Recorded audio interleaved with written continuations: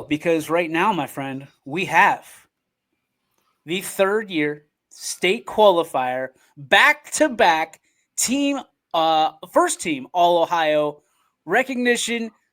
Always impressive. Finishing second place this year with 668. Ladies and gentlemen, from the great city of East Liverpool, one of the best bowlers in the entire area, we welcome Addison Rudibaugh. Addison, how Hi, are you? I'm good. How are you? We're well, thank you very much. Thanks for taking some time for us today. Congratulations on all your success. It's been fun to watch you. Obviously, the last 3 years had to be like a roller coaster ride. Had to be like something out of a dream, a fairy tale, if you will. What have they been like for you? If you could put them into words. It's been awesome. It's been like a dream come true making it to states the past 3 years. Ever since I was little, I always wanted to go to states for bowling in high school. So it's just basically a dream come true. Addison, for a lot of people, state would be like the big lights, and then you might have some nerves. But it seemed like when I look at the scores for your state, I mean, you did not have any of that, and you had a really successful weekend down in Columbus. So, what was it like for you to just kind of deal with the pressure and the nerves that comes with going to state and perform so well down there this weekend? I really wasn't nervous because it was my third time. Um, I recently I've been saying every time before I bowl, it's going to be a good day. It's going to be a good day, and I have that mindset in my head. But going back to 3 years ago, my first time going, I was so nervous because I was a sophomore coming in by myself, and having all them people down there is just like a big, like, just big for me. But coming into my last year going down, I really didn't have many nerves with going 3 times. All right, so bowling is very competitive, but you're Mhm. not really going up against each other. You're going up against yourself a lot of times in those lanes. You just kind of let the scores fall where they will, where they will. Uh, for you, how do you keep yourself motivated, but also not, kind of intimidating yourself by looking up at the scoreboard and things of that nature? Um, my mental game, I try to keep myself by motivated. My dad really like motivates me. He'll be like, "Come on, like this is our game. Like you're gonna shoot big. You just got to stay focused." Um, but I don't really have a way to motivate myself. I kind of just I always just say it's just another day of bowling. So that's how I really do it. When we talk about this year's tournament and how it went, you came out in the first round and you had a huge number that you put up. How much did that kind of relax you and say, okay, I got two more, but now I can just I set the tone early, and I don't have to play catch up the next two. What did that first score help you? I think it was 2-4 in the 240s. Um, so I had an open in the first game, and it really like set me off. But after that open, my dad was like, "Come on, like you gotta mentally stay there. Like it's gonna be fine. It's gonna be a big game." But coming into the second game, it really like I had a couple opens, and so that really hit me. But then the last game, my dad was like, "Okay, this is our big game. Like we're gonna shoot big," and I was like, "I'm gonna shoot at 300." And he was like, "All right, that's your mindset then." And then I struck out for like a long time, but then I ended up opening. So The frustration of not hitting that 300, probably the same frustration that I have when I don't break 100 with the bumpers up on the lanes. For you, how do you when you sit there? You said you struck out all those times, and then all of a sudden, frustration sets in because you missed one. How do you rebound from that? Obviously, there's a mental aspect, but do you mhm. change? I mean, are you like a pitcher in baseball or softball where you have to change the release or change what you're doing, or is it just constant every single time? So consistency is key. You want to be consistent, but when I had that 10 pin, my heart was racing so bad because I was basically shooting for 300. So it's like nerve wracking because you're going to do it in front of all these people for states. And when I shot the 10 pin, left it, my dad was like, I was like, my heart was racing. Like I knew it was going to happen. And my dad was like, my heart was racing too for you. But after that, I kind of just regrouped and was like, okay, come on, we got to get back on track. Just strike out. Everything will be fine. Just shoot the best you can. We also know that every lane is a little bit different on how it's oiled, how it's going to react to your ball, how it's going to spin. How long does it take you to kind of adjust to that and kind of realize how that lane is going to play that you're on any given day? It starts with practice. We have at States we had 15 minutes of practice. We also had practice the night before. Practice the night before played so much different than it did the day of States. So when we practiced in the morning, I kind of tried 2 different balls to see which one played the best, where I could line up and get it out. And I figured out that the ball that I used for States that worked the best. But when we moved to the second pair, like when we moved the lanes for the second game, I kind of struggled getting started, and I had a couple spares that I missed. But then in the third game, I kind of like found my way back to like where I was. But even everyone struggled on the second pair that we played on. Everyone struggled on it, so it must have just been that pair that everyone. It was just a big struggle for everybody. Addison, when did you realize that bowling was your sport? When did you realize that you were exceptional at it? Was it at a birthday party? Was it you just were like kicking everybody's tail and everybody else is eating pizza and you're just dominating them? So bowling's been in my family forever. My dad owns our local bowling alley, so I've been bowling ever since I was like 2, basically, ever since I could walk.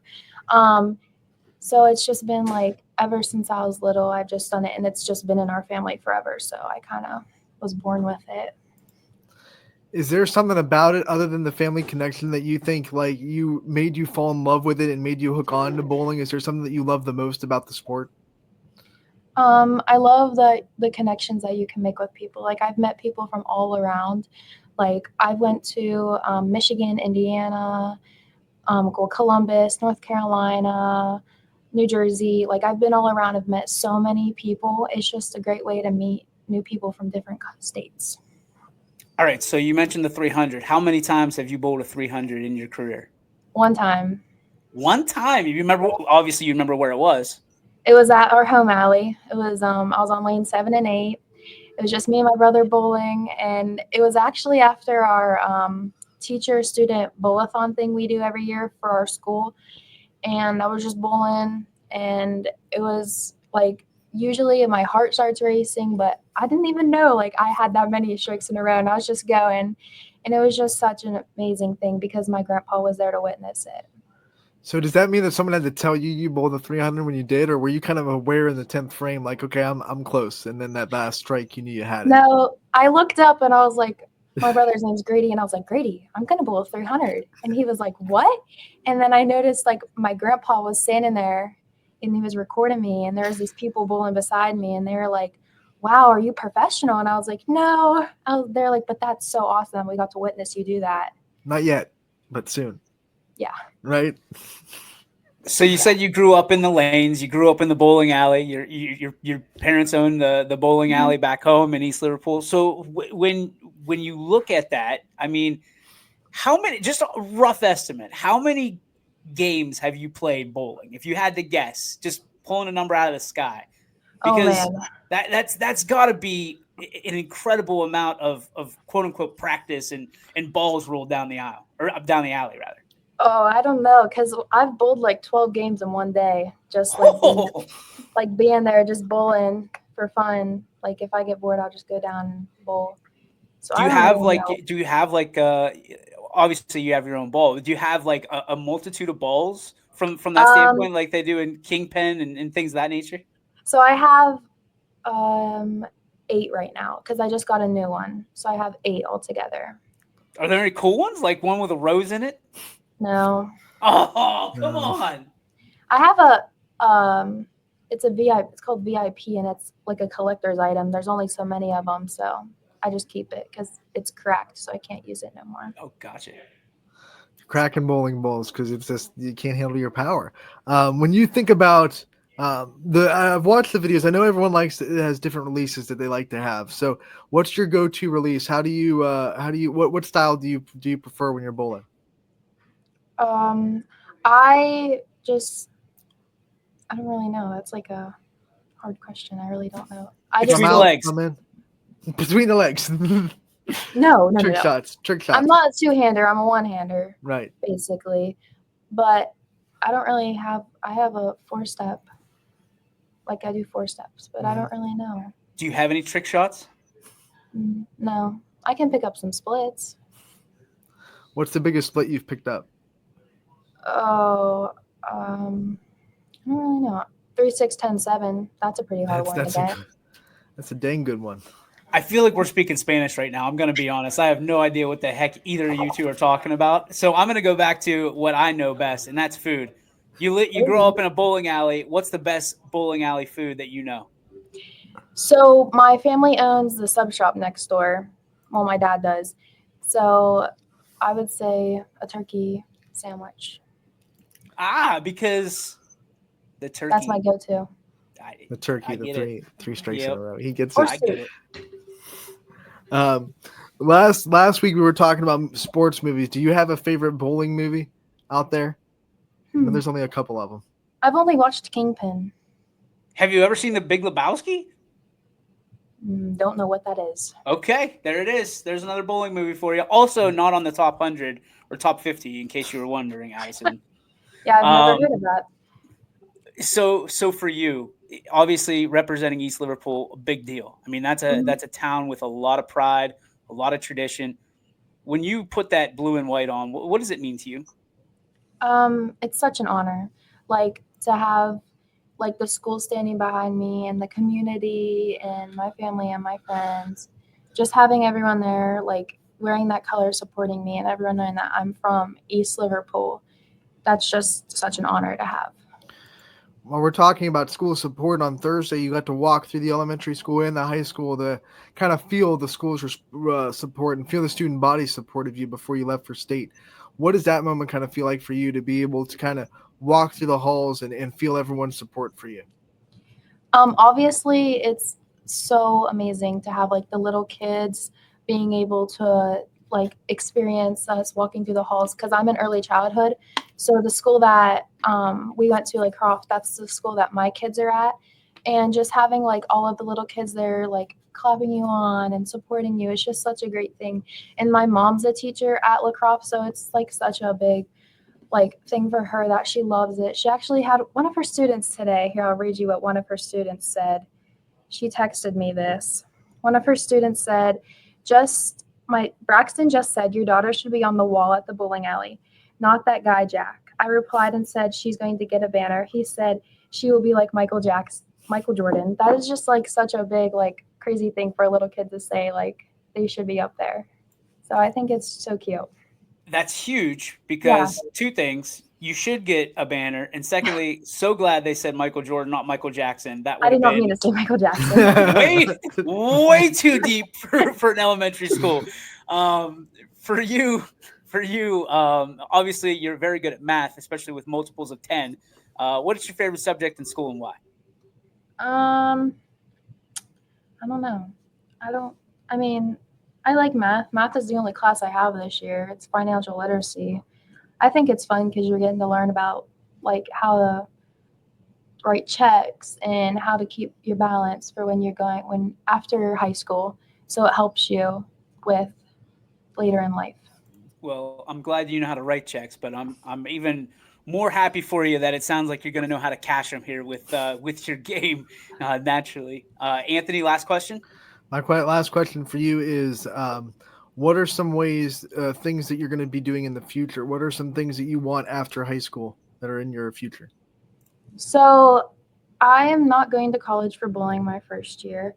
I'm just going to go to Kent Salem in Salem, a local community school. But I really wanted to bowl in college, but I really am just not good at school. So I'm just going to get started and then maybe open up into the portal my sophomore year. Um, but I want to do PBA like regionals and get started into the PBA, and I also want to coach. I'm going to come back to East Liverpool and maybe coach with my dad as the assistant coach, which is a big thing to me because I've always wanted to coach bowling. And then I'm also going to maybe start coaching little kids, like to get them started for when they get into high school. Because I have my coaching degree through the USBC I got, I think my sophomore year I got. So I just really want to coach, but I also want to be in the PWBA and focus on school. good for you. That's awesome. Those are great goals. Thank One you. thing I haven't been able to get out of my mind is how many times you've alluded to your dad and your mom. I know they mean a ton to you. Talk to me about how they've made you into this young lady that you are today, the role model that you've become, and obviously the coach that you're going to be. My parents have done everything for me. They've supported me through everything. They've traveled. We've gotten up at like 5 o'clock in the morning, drove to Columbus. We went to North Carolina for like 2 nights just for bowling. They've done everything for me. And my dad's been my coach forever. So it's just like a big, like, thank you to them because they've done everything for me ever since I was little. They've spent so much money on bowling stuff, but just a big. That's huge. That's you. Hey, to your parents, congratulations on all their success, on all your success. What a great young lady you have become. We're so proud of you, and Thank look you. forward to seeing.